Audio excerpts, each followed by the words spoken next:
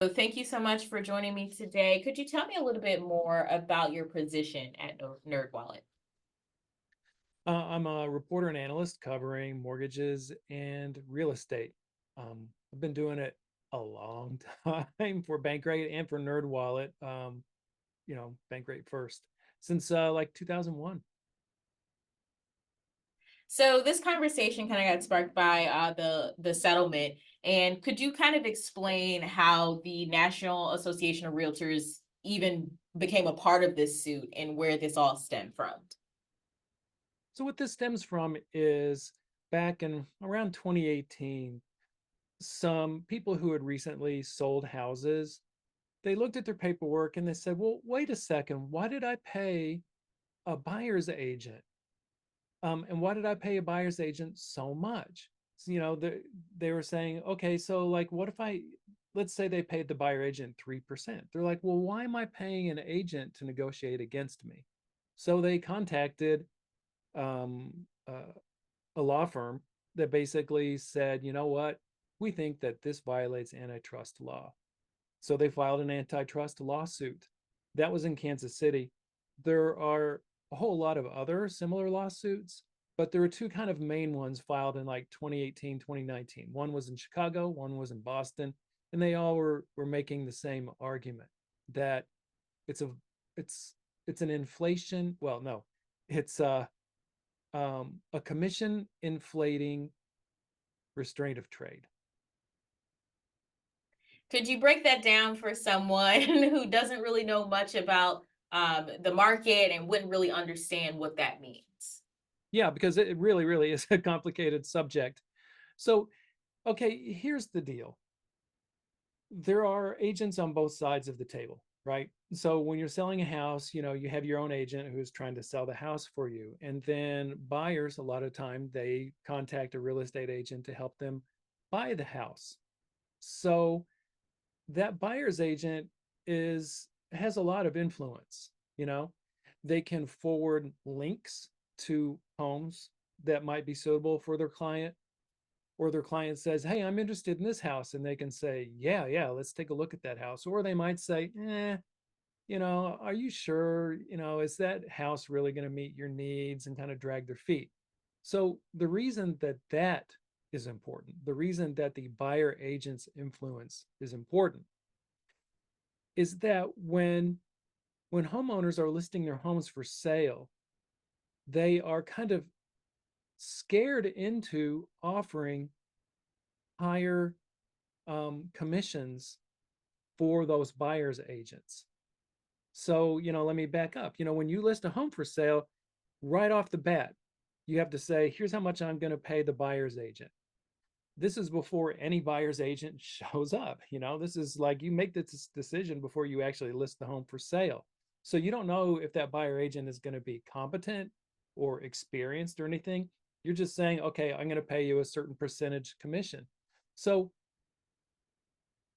the way the industry, like the way real estate agents are trained, they're trained to tell sellers, hey, you better offer a really nice commission to the buyer agent. Otherwise, the buyer agent isn't going to show that house to their clients, or they're going to denigrate the house in some way. And so, through that kind of scare tactic, that keeps the commissions up for buyer agents. So, that was an argument that was made in federal court in Kansas City last year. And then on October 31st, the jury said yes, the NAR and these big brokerages did violate antitrust law. And they said $1.8 billion damages. Okay, so I kind of want to talk about this more. Maybe I loved how you explained that. So if we could kind of go from the view of the home buyer or the seller, what does this mean when they go into that process of entering the market, whether they're putting their house up or they're looking for a new home?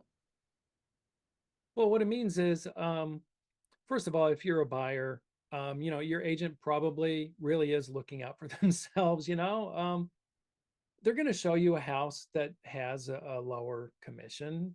eventually, but it might not be at the top of, their priority.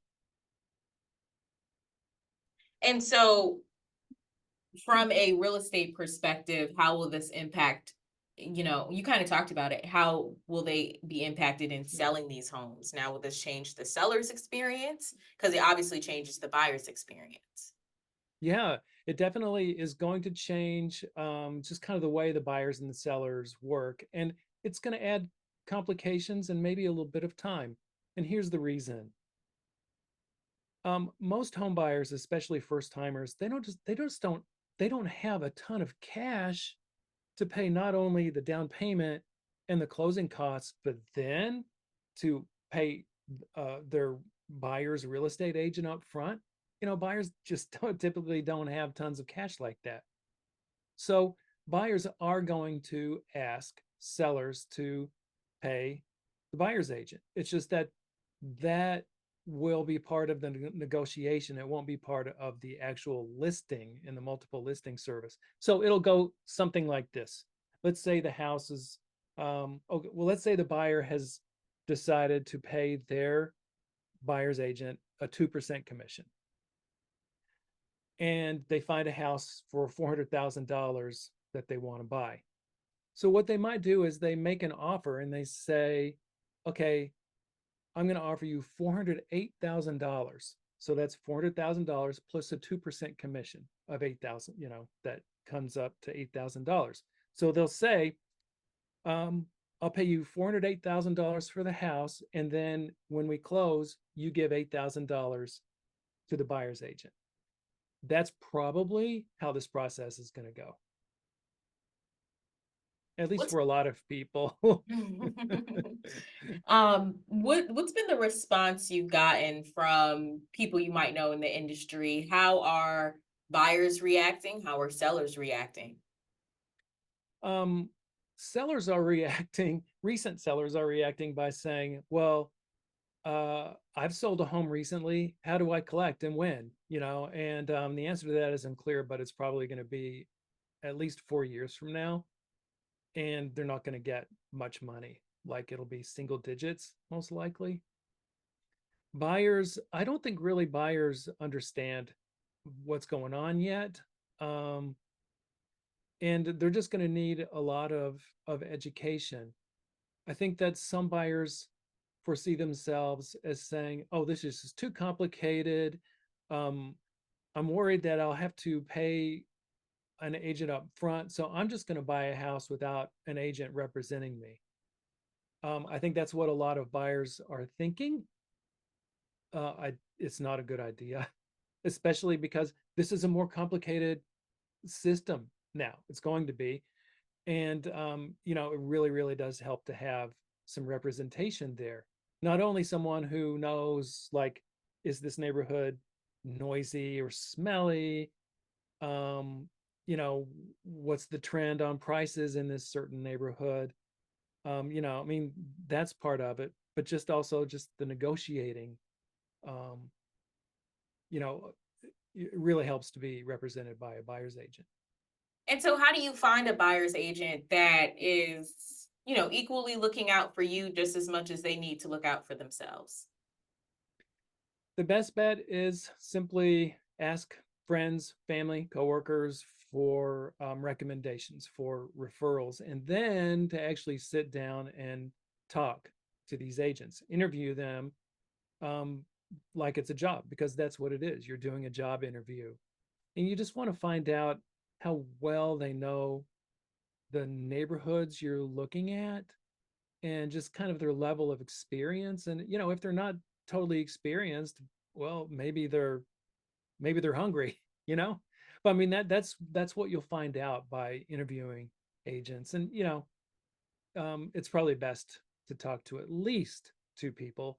Don't talk to one person and go, okay, well, whatever, and hire them. And a lot of people hire real estate agents based on knowing them, like they're a friend of the family, or a family member, something like that. And I, I'm just not real comfortable with that method of selecting a real estate agent. I mean, this really is, for most people, going to be the biggest spending decision they make in their lives, and to choose a real estate agent because they're your cousin just doesn't really that doesn't seem like a good idea. Well, are there red flags that people should look out for in that interview process? Certain things that don't really sound as right, or if they're looking for certain numbers that don't sound right? It really depends upon whether you're the buyer or the seller. Like when you're selling a house, you really got to watch out for agents who quote buy the listing. So that'll be someone who says, okay, let's say your house is worth $400,000, and an agent says, oh, I can get that sold for $430,000. Well, that agent might really be aware that no, that house isn't going to sell for 430, it's going to sell for 400. But by saying, oh, the house is worth more than the other agents are saying, they think that that's going to get you to hire them. As far as red flags to look for, really, I guess responsiveness might be the main one. Buyers and sellers, they really want someone who's going to answer their emails and texts and phone calls quickly. I remember the first time I bought a house, and this was like in the days when cell phones were rare. We're talking what, 1997. Okay, that's how old I am. And I remember calling the agent one time, and the agent was at his kid's little league game, and I felt guilty. I was like, "Oh man, I'm sorry. I'm interrupting your kid's little league game." And he's like, "No, don't worry about it." And so that's the kind of attitude that you're looking for. I mean, and that's why I'm not a real estate agent. I don't want to take phone calls at a kid's function. Yeah, and some reports have said this might take down the number of realtors or buyers agents in the industry. Do you agree with that? Do you think that this will kind of weed out some people who aren't in the industry as well as they would like to be? I think it will result in fewer real estate agents. And the reason for that is about half of agents sold between zero, well, about half of agents sold zero or one homes in the last 12 months. So they're part-timers. They have a full-time job and they're selling or representing buyers on the side. And I think that a lot of those folks are just going to say, you know what, this is just too complicated. This isn't how I make my living, so I'm just going to drop out. But um, a real big chunk of houses are sold by people who are full-time agents. And so those folks, I think, are going to find a way to adapt and continue doing the job. And so, commissions aside, agents aside, what is the state of the housing market right now? I feel like it's changing all the time. So, what would you say it is right now? There's just not enough houses for sale to meet the demand. And that's mostly, I think, from demographics. It's just that you have um, a big surge of people who are aging into those home buying years. There was an article in the New York Times last week about how 1991 was like the biggest year for births in US history. And so the people turning 33 this year are like the biggest group of, excuse me, of 33-year-olds ever, right? Well, at 33, that's really, really kind of in the prime first home buying years. So you have tons and tons of people wanting to buy houses, and they feel stymied by A, the lack of homes for sale, and B, high mortgage rates. And really, it's that lack of homes for sale that I think is the bigger problem, because it just keeps prices rising. Even as interest rates rise, and that makes it more expensive to own a house, prices are rising too. Um, so, that's really the state of the housing market, is that it's a seller's market. And the reason there aren't enough homes for sale is that a lot of homeowners refinanced into extremely low mortgage rates during the pandemic. So now they're sitting, say they're paying a mortgage rate of 3%. And if they sell their house and buy a new one, they're going to pay closer to 7%. and they're just saying, forget that. I'm not going to do that. Um, I might end up buying a cheaper house than the one I sold, but pay more per month. So that's what's keeping people in their houses. It's what's keeping houses off the market and really frustrating people who want to buy that first house. I've seen a few reports saying that this settlement could change that. Could it change with this change in how commissions will work? The housing I don't market. think it's going to make a big change, but I think it will change things on the margins. And here's why. Eventually, commissions are going to go down. Not a whole lot, but they're going to go down. I mean, the average commission total buyer and seller is somewhere between 5.5% and 6%. That might go down a percentage point, maybe even 2 percentage points. But home prices aren't going to fall by that same amount. You know what I mean? I mean, for example, if your house is worth $300,000, well, you're not going to sell it for $290,000 because the real estate commissions were $10,000 less, right? You're going to sell it for the $300,000 because that's what people are willing to pay. But what it does mean is that as a seller, you get to keep a little bit more of your money. As commissions go down, that money will just pass to home sellers. And so the implication of that is that people are just going to be a little bit more likely to sell their houses. They're like, well, if I get to keep more of my money and I've outgrown my house, I, I guess I'll just go ahead and sell it, even if I'm going to have to pay a higher interest rate.